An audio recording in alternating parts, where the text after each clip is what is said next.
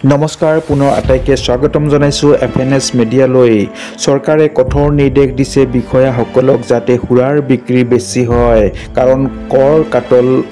সংগ্ৰহ যাতে বেছি হয় এই উদ্দেশ্য ৰাখিয়ে এই নিৰ্দেশ প্ৰদান কৰিছে আৰু ইয়াকে লৈ খুচাৰ হৈ পৰিছে কৃষক নেতা বিদ্যুৎ শইকীয়া ডাঙৰীয়া আহকচোন তেখেতৰ মন্তব্য আছে তেখেতে কেনেদৰে ক্ষোভ উজাৰিছে অসম চৰকাৰৰ প্ৰতি আহক চাওঁ আৰু চেনেলটোত যদি প্ৰথম আহিছে আপুনি তেন্তে সাবস্ক্ৰাইব কৰিবলৈ নাপাহৰিব।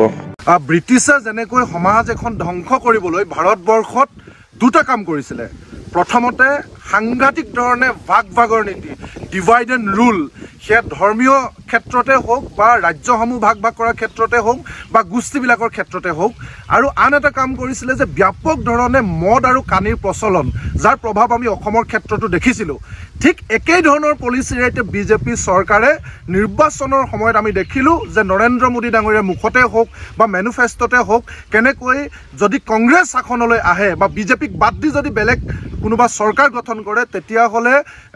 হিন্দুৰ সম্পত্তিবিলাক মুছলমানক দি দিব বা পুনৰ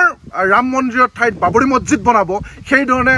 সাম্প্ৰদায়িক আৰু ভাগৰ নীতি লৈছিল আৰু অন্য হাতেদি আৰু সাংঘাতিক ধৰণে সুৰাৰ বিপণী বৃদ্ধি কৰা আৰু আমি আজি দেখিবলৈ পালোঁ নিউজত যে বাতৰি কাকতসমূহৰ প্ৰথম পৃষ্ঠাত দেখিবলৈ পালোঁ যে সাংঘাতিক ধৰণে সুৰাৰ প্ৰচলন আৰু বিক্ৰীৰ পৰিমাণ বৃদ্ধি কৰাৰ এটা ভয়াৱহ সিদ্ধান্ত গ্ৰহণ কৰিছে এইখন বিজেপি চৰকাৰে। ঘটনাটো এনেকুৱা ধৰণৰ যোৱা 4 মে তাৰিখে ৰাজ্যখনৰ যিগৰাকী আবকাৰী আয়ুক্ত সেই আয়ুক্তগৰাকীয়ে জিলাসমূহৰ আবকাৰী অধীক্ষকসমূহৰ লগত ভিডিঅ' কনফাৰেন্সিঙৰ জৰিয়তে এখন সভা অনুষ্ঠিত কৰিছিলে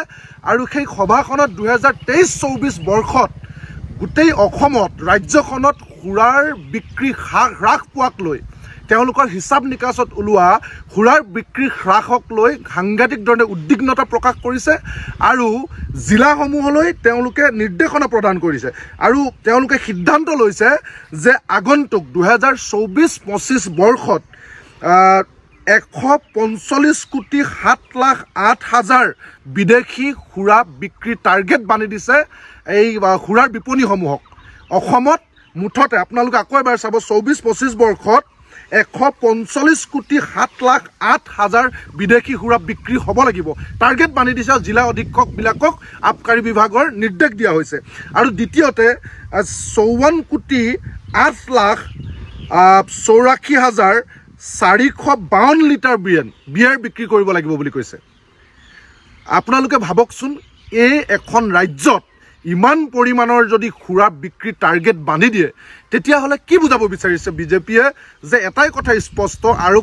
আবকাৰী আয়ুক্তগৰাকীৰ যিটো নিৰ্দেশনা জিলা আবকাৰী অধীক্ষকসমূহলৈ ইয়াৰ পৰা এইটোৱে স্পষ্ট হৈছে যে গোটেই ৰাজ্যখন সুৰাময় হ'ব। ইয়াৰ আগতো আমি দেখিলোঁ যে দেশীয় সুৰাৰ জৰিয়তে গাঁওবিলাকত অৱস্থা বেয়া, গ্ৰামাঞ্চলত বিভিন্ন ৰোগী মুখ ফুলি যায় মানে পেটত সাংঘাতিক ধৰণৰ বেমাৰ আৰু মানুহজন ৰঙা হৈ যায়। আজি প্ৰতিখন গাঁৱত যাওক তাৰ প্ৰভাৱ যদি ডাক্তৰবিলাকক যদি ভালকৈ সোধে তেতিয়াহ'লে গম পাব যে দেশীয় সুৰা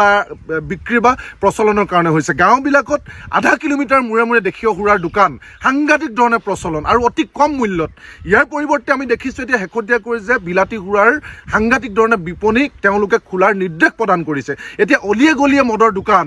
আৰু তেওঁলোকে এতিয়া ৰাজহ সংগ্ৰহৰ কাৰণে আমি দেখিলোঁ যে ব্ৰিটিছৰ নিচিনাকৈ ৰাজহ সংগ্ৰহৰ কাৰণে এতিয়া বিজেপি চৰকাৰে দুটা পন্থা লৈছে। 1 নম্বৰ আমি দেখিছোঁ যে য'তে হওক ত'তে হেলমেট নিপিন্ধা জোতাৰ বেল নামাৰা বা যিকোনো এটা অজুহাতত তেওঁলোকে সাংঘাতিক ধৰণে গাঁৱে ভূঞে এতিয়া পুলিচৰ জৰিয়তে ট্ৰেফিকৰ জৰিয়তে ফাইন লয়। আন নালাগে ট্ৰেক্টৰ এখনে পথাৰত হাল বাই থাকিলেও খেদি যিটো 500 টকা ফাইন আছিলে সেইটো এতিয়া 5,000 টকা, 1,000 টকাৰ ফাইনটো 10,000 বা তাতকৈ অধিক ফাইন সংগ্ৰহ কৰি 1 নম্বৰতে তেওঁলোকে ৰাজহ সংগ্ৰহ কৰিব বিচাৰিছে। প্ৰতিখন আৰক্ষী থানা আউটপোষ্টক নিৰ্দেশনা দিছে মানুহক